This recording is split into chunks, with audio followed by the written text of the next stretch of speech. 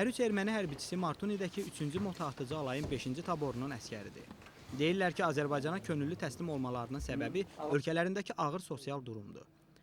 Vatevan Sarkisyanın sözlərinə görə hərbi xidmət zamanı digər 2 əskər yoldaşı kimi onun da səhhəti ağırlaşıb. Çoxlu yalvarışdan sonra hospitala yerləşdirilsələr də bundan sonra ən çətin günləri başlayır. Biz hərbi xidmətə gələrkən başa düşdük ki, qara günlərimiz başlayır. Çünki ilk gündən gördüyümüz təhqir, alçaldıcı hərəkətlər özbaşınalıq oldu. Xəstə olmağımıza baxmayaraq, hospitalda bizi bir küncə atdılar. Nəinki dərman, heç bir stəkan su da vermək istəmirdilər. Bu azmış kimi zabitlər bizi döyməkdən zövq alırdılar. Başıma o qədər təpik vurublar ki, baxın, necə böyük çapıqlar əmələ gəlib. Yalnız Azərbaycan tərəfinə təslim olduqdan sonra biz burada həkim nəzarətindən keçdik. Ermənistanda xidmət edəcəkləri barədə vəd verib onları da bir çox ermənilər kimi Qarabağa göndərdilər. Olmazın əzab-əziyyətlərə tab gətirə bilmədiklərindən əskərlər Azərbaycana üst tutublar. Öyrəndik ki, Azərbaycanda vəziyyət yaxşıdır. Ermənistandan fərqli olaraq, Azərbaycan silahlı qüvvələrində hərcmərcilik yoxdur.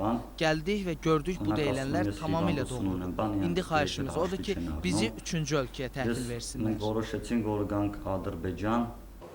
Onlar qətiyyən Ermənistana qayıtmaq istəmirlər.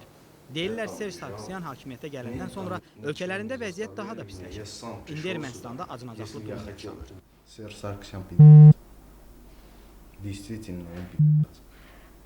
Ermənistanda insanlar aclıq, səfalət içində yaşayırlar. Prezidentimiz isə əsl diktatordur. O xalqı aldatmaqla məşğuldur. Əgər onun şəklini çəkməli olsaq, o çox çatdaq və əclaf bir insandır.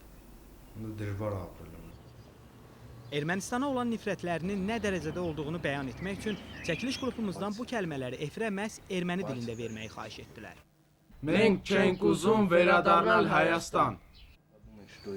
Hazırda aidiyyatı strukturlar Ermənistana qayıtmaq istəməyən erməni əskərlərlə bağlı araşdırmaları davam etdirir. Onların 3-cü ölkəyə göndərilməsi istiqamətində danışıqlar aparılır. Elnur Niftəliyev, Rüfət Əliyev, Lider TV.